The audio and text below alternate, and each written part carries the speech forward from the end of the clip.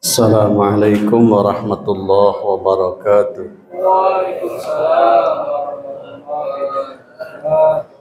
Alhamdulillah wassalatu wassalamu ala Rasulillah wa ala alihi wa sahbihi wa mawalah amma ba'du. Bapak Ibu hadirin al-hadirat rahimakumullah, malam ini adalah malam ke-22. Kalau saya melihat ada teman yang sedang baca Al-Quran sekarang menuju ke juz 22, juz wa mayyaknut, berarti dia mentargetkan hatam 1 kali. Sekarang berarti juz 22.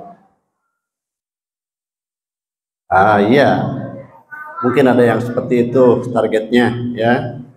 Kalau sekarang membaca juz ke-13 dan 14 malam ini, berarti dia mentargetkan hatam 2 kali. Lihat aja nanti kalau ada yang baca sekarang juz 13 dan 14, berarti itu targetnya 2 kali hatam. Tetapi kalau ibu lihat nanti ada teman ibu nih yang sedang membaca juz kedua, juz sayaqulu sufaha, itu berarti dia mentargetkan hatam 3 kali. Berarti itu apal tuh ibu.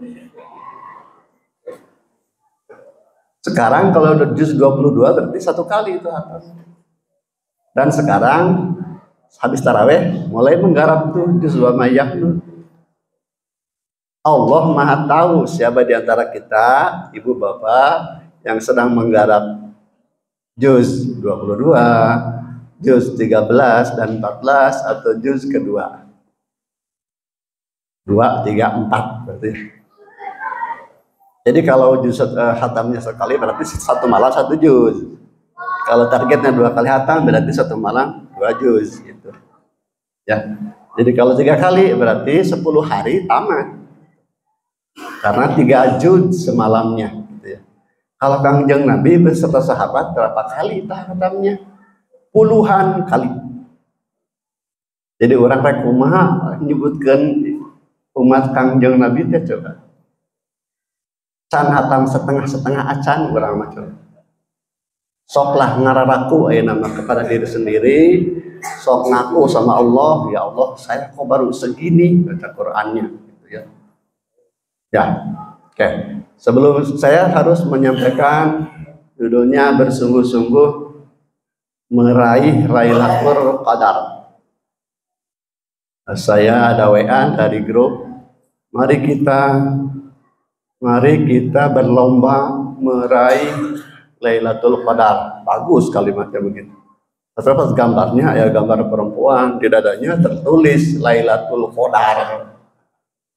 Itu bukan itu yang diraihnya, bukan itu, bukan maksudnya malam kemuliaan. Jadi kalau bicara meraih Lailatul Qadar, saya juga rasanya bukan pesimis ya, sangat jauh dari ideal. Bapak Ibu, kalau Kangjeng Nabi dengan para sahabat ketika memasuki tanggal 21 Ramadan sampai akhir Ramadan, beliau khusyuk, fokus, i'tikaf di masjid full, non-stop, di masjid terus. Idealnya begitu. Lain ke masjid sebentar ngaji Quran, balik deh ke rumah. Bukan begitu. Yang dicontohkan oleh Kangjeng Nabi dan para sahabat. Begitu maghrib malam 21 langsung nancep di masjid. Tidak kemana-mana. Buka di masjid, sahur di masjid, mandi di masjid. Dan selama itu pula mereka nginep, nendak, camping, bukan di gunung, di masjid camping. Kita gimana? Malam 21 gimana? Ya enggak begitu. Jadi lamun menyebutkan meraih Lailatul Qadar, dengan cara apa kita harus meraih Lailatul Qadar coba? Kan i'tikaf itu full harusnya. Dan selama 21 sampai 30 Ramadan itu, selama masa i'tikaf di masjid itu, suami istri tidak saling bersentuhan. Maksudnya tidak bergaul maksudnya. Jadi wala taqrabuhunna Wala tubashirhunna wa antum akifuna fil masajid.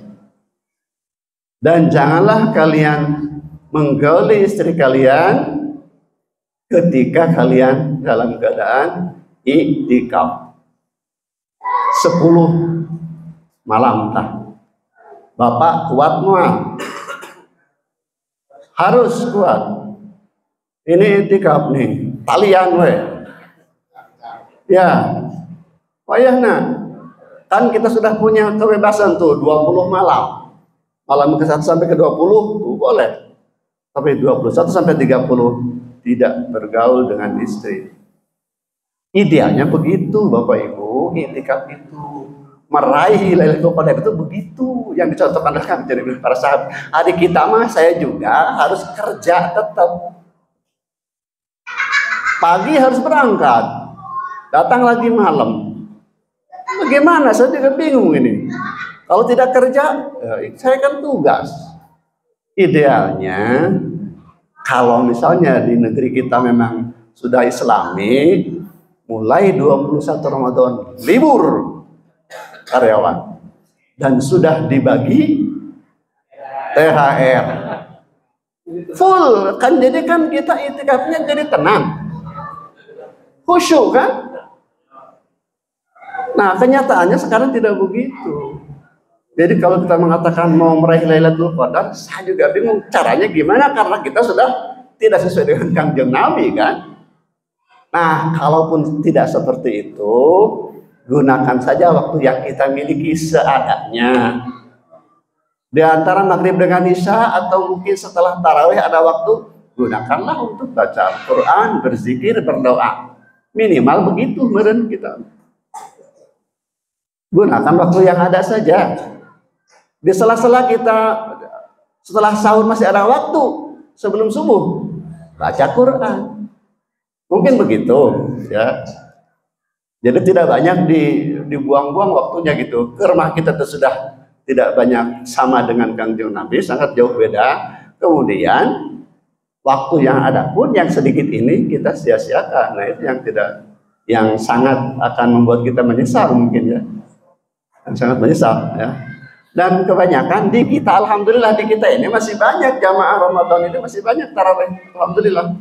Saya kemarin 3 hari yang lalu di Antapani sudah sedikit sekali yang tarawih itu. Wallahu alam apakah mereka sudah pulang kampung atau sudah pindah mungkin ke mall, mungkin tarawihnya mungkin di sana, atau mungkin banyak acara yang bukber, atau juga mungkin sudah sibuk membuat. Nah itu kemungkinan, ada juga beberapa kemungkinan. Tapi yang jelas kemarin sangat sedikit yang tarawih itu. Tapi tetap saja amplopnya sama pengurangan sebenarnya. Walaupun sedikit jamaahnya. Nah, Bapak Ibu, jadi meraih Lailatul Qadar itu tidak mudah, sangat sulit. Karena pahalanya sangat banyak, sangat besar. Bayangkan, kita membaca Al-Quran di malam itu, kalau pas malam itu, malam Qadar, maka pahalanya kita sama dengan membaca Al-Quran 83 tahun. Satu malam. Jadi Kangjeng Nabi tidak mau terlewat, makanya 10 malam itu semuanya harus diisi. Pasti kan salah satu bakal ada itu Lailatul Qadarnya.